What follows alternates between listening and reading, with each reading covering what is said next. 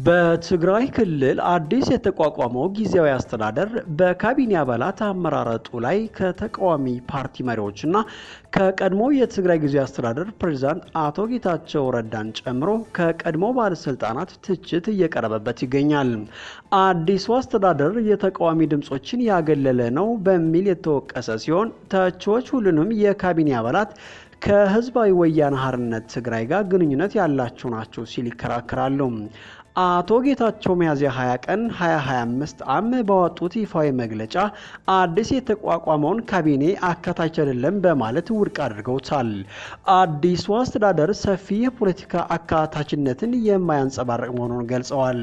እሳቸው እንደሚሉት በሊቀመንበሩ በዶክተር ደብረጽዮን ገብረ ሚካኤል የሚመራው ህወሓት በአዲሱ አስተዳደር ውስጥ ዋነኛ የበላይ ሆኖ ቀጥሏል። የአንድን ህገወጥ ቡድን ፍላጎት ብቻ የሚያዳምጥና ሌሎችን የሚያገል አካታች ያልሆነ ካቢኔ ማቋቋም ተቀባይነት የለውም ያሉት አቶ ጌታቸው አስተዳደራቸው ላይ ወታደራዊ መፈንቅለ መንግስት መፈጸሙን ከሰዋል። አዲሱ ፕሬዝዳንት የፌዴራል መንግስቱንና የዓለም አቀፍ ተቋማት ተወካዮች በተገኙበት ፈርመውት የነበረውን ስምምነት በመጣስ ያደላ ካቢኔ አቋቁመዋል ብለዋል። የፌዴራል መንግስትና ዓለም አቀፉ ማህበረሰብ ሁኔታውን በቅርበት እንዲከታተሉ አሳስበዋል። በትግራይ የሚገኙ የተቃዋሚ ፓርቲ አመራሮችም በይፋዊ መግለጫቸው ስጋታቸውን ገልጠዋል። ሳልሳይ ወያነ ትግራይ ሚያዝያ 22 በወጣው መግለጫ አዲስ የተቋቋመውን የትግራይ ጊዜያዊ አስተዳደር ካቢኔ ጉድለት ያለበት ሲል ውድቅ አድርገውታል። ፓርቲው መግለጫ እንዳመለከተው ካቢኔው በሌሎች የፖለቲካ ባለድርሻ አካላትን ያላካተተና ሙሉ በሙሉ በአንድ የህወሓት መግለጫ እንዳመለከተው ካቢኔው ሌሎች የፖለቲካ ባለድርሻ አካላትን ያላካተተና ሙሉ በሙሉ በአንድ የህወሓት ቡድን አባላት የተዋቀረ ነው። አክለውም በትግራይ የቀጠለው ቀውስ ምንጩ ህወሓት የፕሪቶሪያውን ስምምነት በመጣስ በጊዜያዊ አስተዳደሩ ላይ ያለው የበላይነት ነው። አካታች ጊዜያዊ አስተዳደር እንዲቋቋም የጠየቀው ሳወተ በጋዜጣዊ መግለጫ ምንም እንኳ የጊዜ አስተዳደሩ የስልጣን ዘመን ለ1 ዓመት ቢራዘምም ካቢኔ ከመቋቋሙ በፊት አዲስ ፕሬዝዳንት ተሹሟል ብሏል።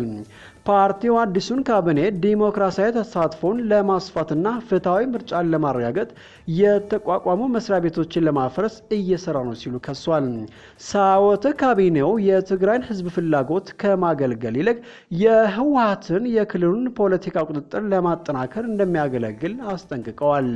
ካቢኔው ለነጻ ፍትሐዊ ምርጫ ምቹ ሁኔታዎችን አይፈጥርም፣ በክልል ውስጥም ክልከላዎችን ያጠብቃል ሲሉ መግለጫው ላይ አካተዋል። ሳወተ ባለድርሻ አካላት የፌዴራል መንግስቱና ሌሎች ወገኖች የፕሪቶሪያን ስምምነት እንዲያከብሩና በትግራይ አስተዳደር ፍትሐዊ ተሳትፎን እንዲያረጋግጡ ግፊት እንዲደረግ ጥሪ አቅርበዋል። የ23 ባወጡት የጋራ መግለጫ ሌሎች 3 የትግራይ ተቃዋሚ ፓርቲዎች አዲሱን ጊዜያዊ ካቢኔ በኃይል ስልጣን የያዘ አስተዳደር በማለት ውድቅ አድርገውታል። የትግራይ ነጻነት ፓርቲንና አባይ ትግራይ ብሔራዊ ኮንግረስን ያካተተው የፖለቲካ ጥምረት ኪዳን ትግራው በሌተናል ጀነራል ታደሰ ወረደ የሚመራው ጊዜያዊ አስተዳደር አዲስ ያቋቋመው ካቢኔ አካታችነት የጎደለው ሲሉ ይከራከራል። መግለጫው አዲስ የተቋቋመው አስተዳደር ከትግራይ ጊዜያዊ ምክር ቤት እውቅና እንደሌለውና በአዲሱ ካቢኔ የሚወሰን ማንኛውም ውሳኔዎች በምክር ቤቱ ይሁንታ መጽደቅ እንዳለባቸው ይገልጻል። የአረና ፓርቲ ሊቀመንበር አቶ አምዶም ገብረስላሴ በሰጡት ጋዜጣዊ መግለጫ የቀድሞም ሆነ አዲሱ ካቢኔ የተቃዋሚ ቡድኖችን ወደ ጎን መግፋታቸውን ተናግረዋል። የትግራይ ነጻነት ፓርቲ ሊቀመንበር ዶክተር ደጀን መዝገብ ከዘ ሪፖርተር ጋዜጣ ጋር በቅርቡ ባደረጉት ቃለ ምልልስ አዲሱ አስተዳደር የትግራይን ህዝብ ፍላጎቶች በአግባቡ መፍታት ከሚችል የአሰራር ማዕቀፍ ያፈነገጠ መሆኑን በመግለጽ ስጋታቸውን ገልጸዋል። ዶክተር ደጀን አባባል የአዲሱ ካቢኔ ምስረታ ምክር ቤቱን የመሰረቱትን የህዝቡንና የፖለቲካ ኃይሎችን ህጋዊነትና ተቀባይነት ይሸረሽራል። የአስተዳደሩ የስልጣን ዘመን በቅርቡ ቢራዘምም የፌዴራል መንግስቱ በብቸኝነት መንቀሳቀሱን ቀጥሏል።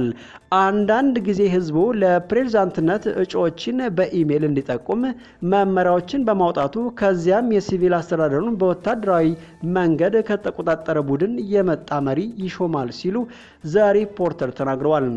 ዶክተር ደጀን እንደሚሉት አዲሱ አስተዳደር ለጦር ወንጀሎች ተጠያቂነትን፣ የሰብአዊ መብት ጥሰቶችን፣ የግዛት አንድነትና የትግራይን ህዝብን ወደ መደበኛ ኑሮ መመለስ የመሳሰሉ ቁልፍ ጉዳዮችን መፍታት አይችልም። ሂደቱ የትግራይን ብሔራዊ ጥቅሞች፣ የግዛት መብቶችና ማንነትን ጭምር አደጋ ላይ የሚጥል ነው ብለዋል። አዲሱ ካቢኔ ስራ መጀመሩን ባስታወቀበት ወቅት ጊዜያዊ ፕሬዝዳንቱ ለቀድሞው ፕሬዝዳንት ጌታቸው ረዳና ለሌሎች ለቀው ለሚወጡ የካቢኔ አባላት ምስጋናና እውቅና ለመስጠት ጥሪ ማቅረባቸውን መረጃዎች ያመላክታሉ። ነገር ግን አቶ ጌታቸው ከትግራይ ህዝብ ካገኘውት እውቅናና ክብር በላይ የምፈልገው የክብርና የምስጋና መድረክ የለም በማለት ጥሪውን አልተቀበሉም። አሁን ከውጭ ወደ ያዝናቸው ዜናዎች እናልፋለን። ዶናልድ ትራምፕ እና ቮሎዲሚር ዘለንስኪ የርዕሰ ሊቃነ ጳጳስ ፍራንሲስ የቀብር ስነ ስርዓት ከመጀመሩ በፊት ሮም ውስጥ እጅግ ፍሬያማ የሆነ ስብሰባ ማድረጋቸውን ዋይት ሀውስ አስታውቋል። ይህ የሆነው የአሜሪካው ፕሬዝዳንት ሩሲያና ዩክሬን ጦርነቱን ለማስቆም ለስምምነት በጣም ተቃርበዋል ካሉ ከአንድ ቀን በኋላ ዩክሬን ስብሰባውን ያረጋገጠች ሲሆን ሁለቱ መሪዎች ቅዳሜ ዕለት እንደገና እንደሚነጋገሩ ገልጻለች።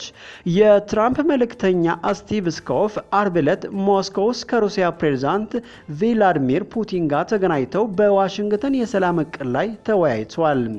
የአሜሪካው ፕሬዝዳንት ከ3 ሰዓታት ስብሰባ በኋላ ንግግሮቹ መልካም እንደነበሩ ገልጸው ስምምነቱን ለመጨረስ በኪየቭ እና በሞስኮ መካከል ከፍተኛ ደረጃ ያለው ስብሰባ እንዲደረግ ጥሪ አቅርበዋል። አብዛኞቹ ዋና ዋና ነጥቦች ላይ ስምምነት ተደርሷል ሲሉ ትራምፕ በትሩዝ ሶሻል መድረካቸው ላይ በለጠፉት መልእክት ገልጸዋል። ሆኖም ዝርዝር መረጃ አልሰጡም። ትራምፕ ይህን አስተያየት የሰጡት የዩክሬኑ ፕሬዝዳንት ኪየቭ ከክራይሚን ለሩሲያ አሳልፋ እንድትሰጥና የቀረበውን ሀሳብ በተደጋጋሚ ውድቅ ማድረጋቸውን ተከትሎ ነው። ብለት ከታይም መጽሔት ጋር ባደረጉትና በታተመ ቃለ ምልልስ ሩሲያ በ2014 የጠቀለለችውን ክራይሚያ ከሩሲያ ጋር ትቀጥላለች ብለዋል። ዋሽንግተን የሰላም እቅዷን ዝርዝር ይፋ ባታደርግም በሰላም ምትክ የጦር ግንባሩን ባለበት ማቆምና ሩሲያ ክራይሚያን መቆጣጠሯን መቀበል እንደ አማራጭ ጠቁማለች። በምስራቅ ዩክሬን በ2024 ለሩሲያ ጦር በኮንትራት ሲዋጋ የነበረውና የሲአይኤ ምክትል ዳይሬክተር ልጅ እንደሆነ የተገለጸ አሜሪካዊ መገደሉን ነፃ የሩሲያ መገናኛ ብዙሃን ባደረጉት ምርመራ ገልጸዋል። ክሬምሊን አርብ ዕለት ከዊትኮፍ ፑቲን ስብሰባ በሰዓታት በፊት በሞስኮ አቅራቢያ አንድ ከፍተኛ የሩሲያ ጀነራል በመኪና ቦምብ መገደላቸውን ተከትሎ ዩክሬን ኪየቭ በያሮስላቭ ግድያ ላይ አስተያየት አልሰጡም። እኚህ ጀነራል በጦርነት ወቅት ከተገደሉ ተከታታይ የሩሲያ ወታደራዊ መኮንኖችና የጦርነት ደጋፊዎች መካከል የመጨረሻ ናቸው። የዩክሬን ልዩ አገልግሎት ክፍሎች በግድያ ውስጥ እጃቸው እንዳለበት ለማመን የሚያበቁ ምክንያቶች አሉ ሲል የሩሲያ የውጭ ጉዳይ ሚኒስትር ቃል አቀባይ ማሪያ ዛካሮቫ ተናግረዋል። ሆኖም ምንም ማስረጃ አላቀረቡም። ዘለንስኪ ቅዳሜ ዕለት በሚካሄደውና ትራምፕ በሚገኙበት በርዕሰ ሊቀ ጳጳሳት ፍራንሲስ የቀብር ስነ ስርዓት ላይ በአስፈላጊ ወታደራዊ ስብሰባዎች ምክንያት ላይገኙ እንደሚችሉ ተናግረዋል። የዩክሬኑ መሪ ቀደም ሲል ከትራምፕ ጋር ለመገናኘት በሚፈለግበት የቫቲካን የቀብር ስነ ስርዓት ላይ እንደሚገኙ ተናግረው ነበር።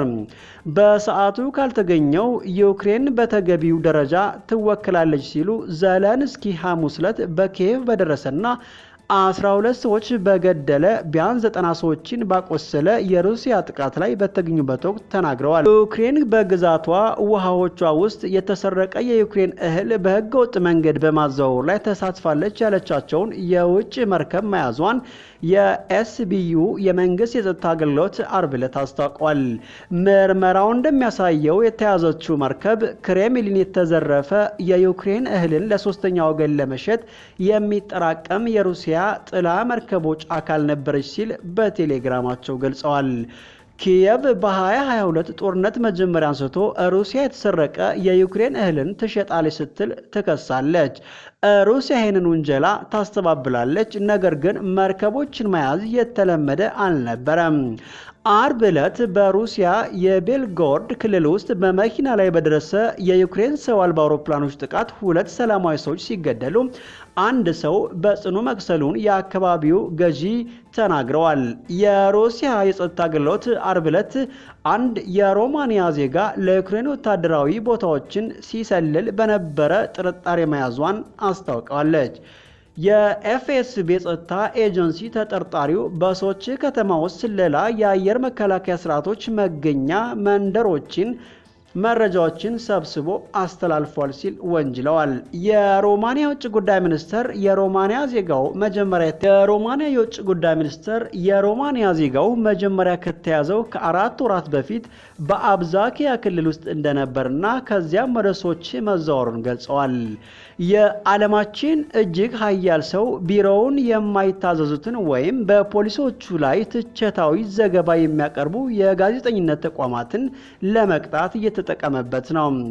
ዶናልድ ትራምፕ በፕሬስ ላይ የወሰዷቸው እርምጃዎች እገዳዎችን፣ ክሶችንና የራሱን የጋዜጠኞች ቡድን በመምረጥ ማሰማራታቸውን ያካትታል።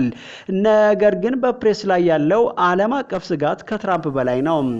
በዓለም ዙሪያ ያሉ ኢኮኖሚያዊና አምባገነናዊ ኃይሎች የጋዜጠኞችን የመዘገብ አቅም እየተፈታተኑ ነው። ስልጣን ላይ ያሉ በቀላሉ ሊሽሩት የማይችሉት ነጻ ፕሬስ ለዲሞክራሲ ወሳኝ ነው። እንደ ትራምፕና የሃንጋሪው ቪክቶር ኦርባን ያሉ ሰዎችን በማግለል ሊያጠፉት ይፈልጋሉ። ዘጋርዲያን በነጻ ፕሬስ ላይ የሚሰነዘሩ ጥቃቶችን የሚቋቋም ዓለም አቀፍ የዜና ተቋማት